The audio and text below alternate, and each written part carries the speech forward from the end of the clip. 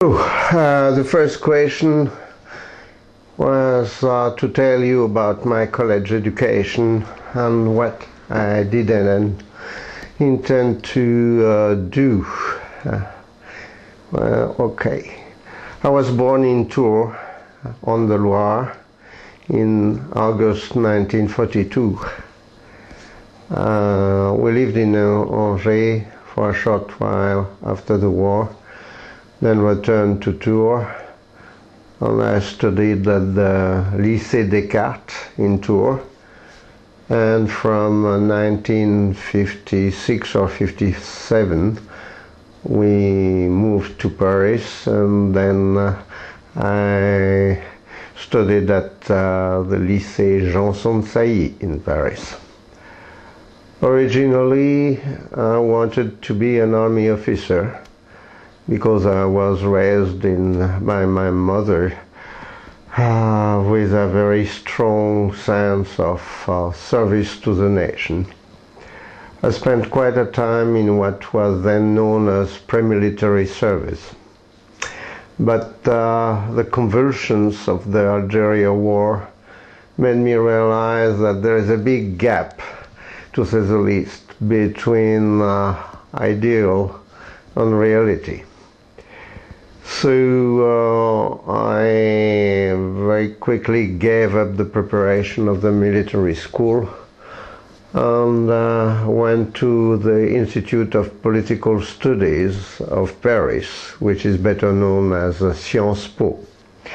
There I did a master in public administration, taking electives mostly on international subjects and more specifically subjects related to the Third World.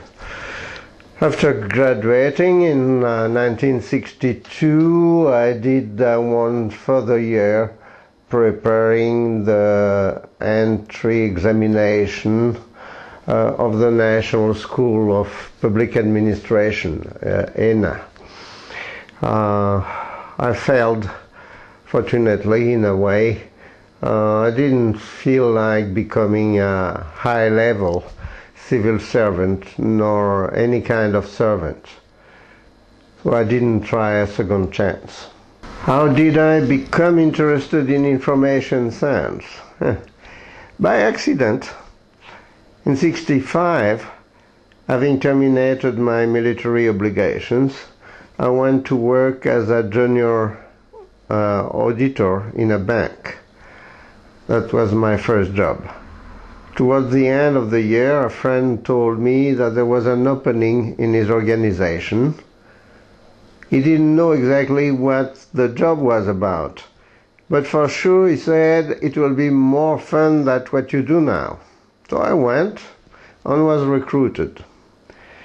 The organization was a French parastatal called SMU, specialized in urban planning and regional planning for developing countries. This organization needed an officer to be its contribution to a national program whose aim was to develop a national information system on housing and town planning, on the one hand, and on the other hand, lead a project of the United Nations to develop an international information systems on the same subjects. And all French organizations in the sector were supposed to participate in this effort. I had no idea what documentation was, but as a graduate of Sciences Po, I assumed, like anyone seems to do in France, that I was competent for any job in any subject. At that time, in the mid-60s, there was no graduate education in France for documentation, much less information science.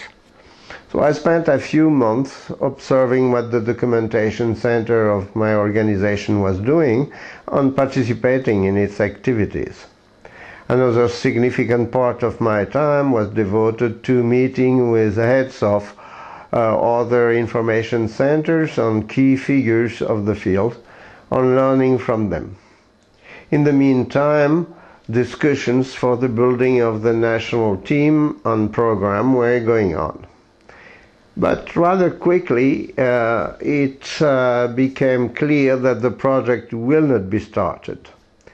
A rather embarrassing situation. My supervisor and I came to the conclusion that, okay, forget the national project, but there is an international one, for which France has made some commitment, and of which it had been the proponent.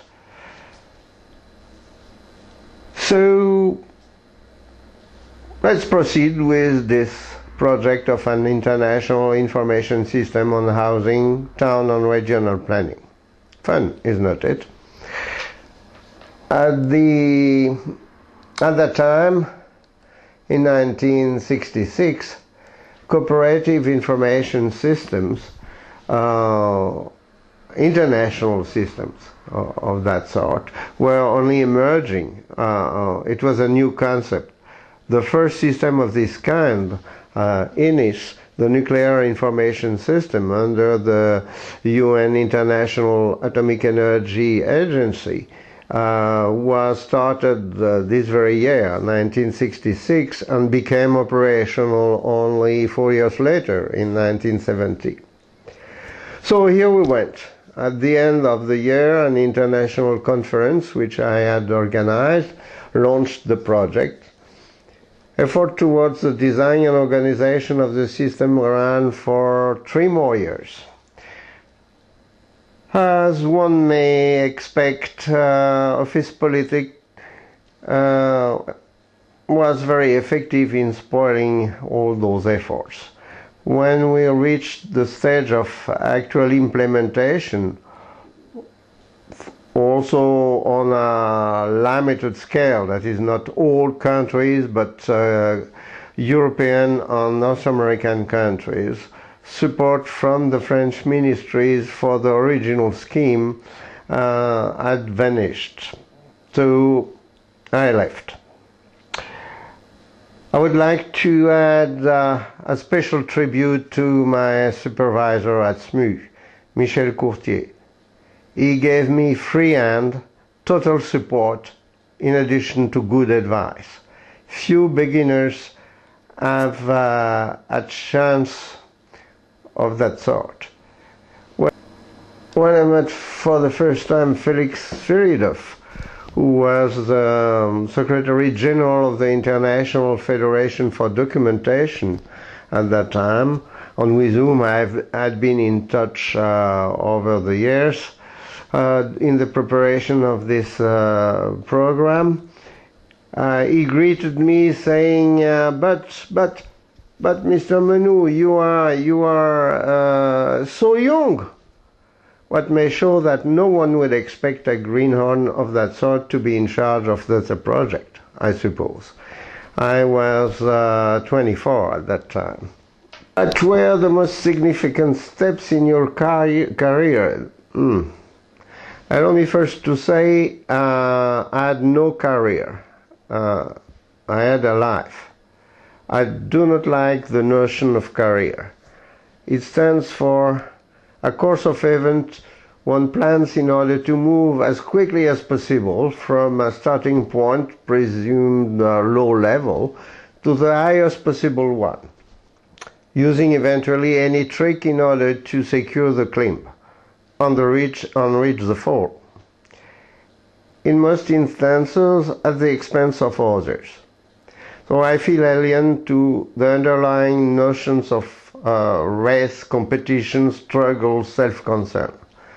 I simply tried to do things which, rightly or wrongly, I considered to be of social value and interesting, and I took them as they came. So I rejected or stopped those which, in my view, were requiring an acceptable compromise with ethical concerns. Of course, action in a social setting cannot proceed without some flexibility and patience, but there are limits. may take time to figure out whether the good will offset the bad, but beware waiting too long and lining up with the accomplices. Preserving freedom and intellectual honesty remains for me an absolute goal. Some will say that it is an arrogant, stupid, and foolish attitude, for sure. However, being able to recognize at the end of the day that one kept wrongdoings to a minimum, if not avoided them, is more worth than any promotion or pay rise. And one has to be ready to pay the price for it. So my itinerary is marked off by a series of resignations.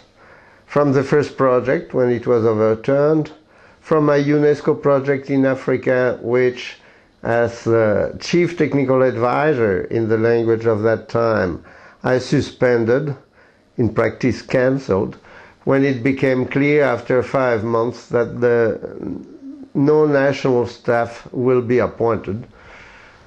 From FAO, when realizing that I felt ashamed to follow paths of official practices of that time. From a university which was cheating its students and misbehaving with faculty. To some extent, these events remain as positive landmarks in my memory. My itinerary, therefore, from 1966 to 2011 can be split in 5 somewhat distinct phases. 66 to 69, the initial step. 70 to 1988, UN assignments of various sorts. 1989 to 1994, a transition period. 94 to 2004, turning mostly academic, and 2005 to up to 2011, the last run. So 1970 to 1988, the period of UN United Nations assignments. My first assignment, of which I briefly described earlier, was clearly critical in connecting me with the international arena. During the following 11 years, I worked as an independent consultant, with a few exceptions, mostly with UNESCO, a UN Organization for Education, Science and Culture, and FAO, the UN Organization for Food and Agriculture. I had to deal with a variety of assignments, going from specific topics related to the operation of documentation centers, up to the design and management of national information systems, national information policies, and all sorts of broad-scale programs. However, as part of these assignments, or under specific ones in this area, education and training of information professionals and information users were the other dominant topic in my activities. During this period, my lasting involvement in 2 countries, Tunisia and Brazil, were of particular significance. You should know that short-term consultancies, as they were practiced then, usually of 1 month or even less, were imposing technical recommendations without creating the conditions for actual implementation in an ambient for which they were aggressive, even if they were technically right. To give you an example, I never forgot an incident which occurred in one of my first missions abroad. In fact, it was with SMU. We helped a documentation center in Morocco to install the modern information storage and retrieval system based upon an advanced technology of that time, Peekaboo. Suddenly, in the middle of the review, a Moroccan documentalist entered into a nervous crisis, close to hysteria, shouting, "We are human beings. How can you ask us to spend our life making little holes in a cardboard sheet?" And it took a long time to calm her. She was the most clever staff member of that center. Her reaction left me totally astonished. But I understood that being able to become part of the social group, establishing trust, moving step by step, and above all, building self-confidence and increased competence among the national staff was the key to effective cooperation. I worked in Tunisia about 4 years and in Brazil 5 years, close to half-time in both cases, through a series of missions, going back and forth. In the case of Brazil, I developed a scheme of part-time project management by which the national staff was keeping total responsibility of its activities. The advisor role returning to its basic nature, that is, provide exposure to a broader range of experiences, offering counsels, help, encouragement, and an external aid in monitoring and evaluation. I was spending between 1 and 2 months in the project, then moving to missions elsewhere, before returning to a new round in Brazil. In addition, I must say that the team I worked with was simply splendid with regard to its competence, dedication, hard work, willingness to learn and achieve the goals, especially under such difficult circumstances which prevailed in this country at the time of the project. The other central component of my activity during this period, as I said, was education and training. It took the form of in-service training for the staff of operational projects, but also I was hired to give regular courses at institutions of higher education, run or participate in seminars and workshops, give occasional lectures. Part of this activity was geared at users. In particular, I was involved in a series of workshops in countries of East Africa organized by the German Foundation for International Development. They were directed at professional staff in public administration of each country and dealt with the role of information in development planning. And in fact, we were talking about information management before this concept emerged. When documentation units started to be set up in developing countries, the recruitment of staff was based on subject expertise, conditions permitting. And this was in line with the concept of scientific and technical documentation of that time. on the one hand.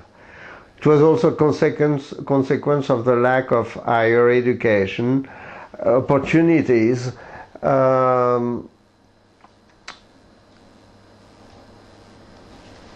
for people in these countries. So the staff of the units was mostly trained in service through ad hoc courses, eventually by external advisors. This prevented the incumbents to gain a comprehensive vision of information work and of their mission. I convinced the UNISIS division of UNESCO to produce a primer in order to fill this gap. It is known as a general introduction to information and documentation work. I produced this book jointly with my colleague and dear friend Claire Guinchard, and it turned to become UNESCO bestseller. It was translated in several languages, and there was a second augmented edition in which we didn't really participate. As a matter of fact, my original proposal was to have a loose leaf publication so that regular updates and complements could be easily offered. But bureaucratic rules imposed to produce a formal book. Although maybe worth mentioning is the fact that a few years earlier I had the opportunity to develop a curriculum on documentation for the Regional School of Librarians, Archivists and Documentalists at the University Cheikh Anta Diop in Dakar, Senegal. And I launched the corresponding section. That was during short-term assignments, especially in the field, that is in a variety of countries, all energy is devoted to getting things done in time. Little room is left for leisure, of course, or even reflection. It is, however, important to try and take a critical look not only at the achievements and errors, but also to try and analyze the processes and elaborate conclusions that may help build better practices. I tried to consider my assignments as action research and did my best to consolidate the experience in publications. In this period, I have produced around 30 journal articles, book chapters, or conference papers, which is not too bad. Very important, maybe during this period, one of the assignments turned to be a significant piece of research. At an UNISIS workshop on information policies, Vladimir Slameska had stressed that the assessment of the situation of countries regarding information was based upon general measures such as GNP or GNP per capita. And he suggested that an information-specific measure would in principle be desirable should it prove more effective and more on target. So I developed a proposal for investigating this issue, which the UNISIS division of UNESCO accepted. The project was carried out jointly with Alborco and the support of UCLA Graduate School of Information Science.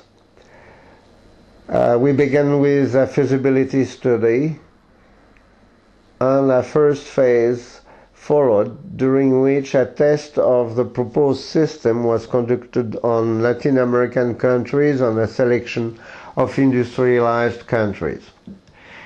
A second phase would have consisted of a full-scale exercise for all countries.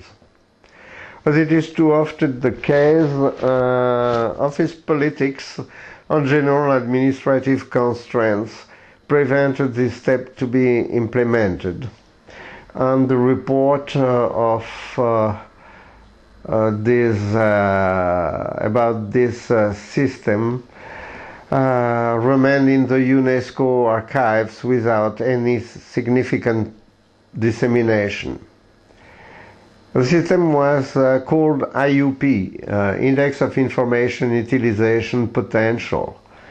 It was a flexible set of structural and functional measurements with 3 levels of aggregation, more than a quantitative picture of the situation in the considered countries. The indices were meant as a tool for guiding reflection and a systematic analysis in the formulation of information policies. Since I was involved during this period in assisting the Brazilian Institute for Scientific and Technical Information with the preparation of a national information policy, we had the opportunity to test the instrument in real conditions. It was found quite useful for debugging the confusion and vagueness which characterize the facts and opinions related to information in this context. Much later, Victor Mondvilov, who had produced for the UNESCO division of the General Information Program at that time, a manual on the formulation of information policies, told me privately, it was on the occasion of a workshop which we both attended, "Oh, you know, it's too bad that we didn't pursue this project. It was full of good ideas." Well, okay. Some 20 years after the project, a number of overall measurements began to be published by various organizations, all claiming, of course, to be the first of this kind on the market.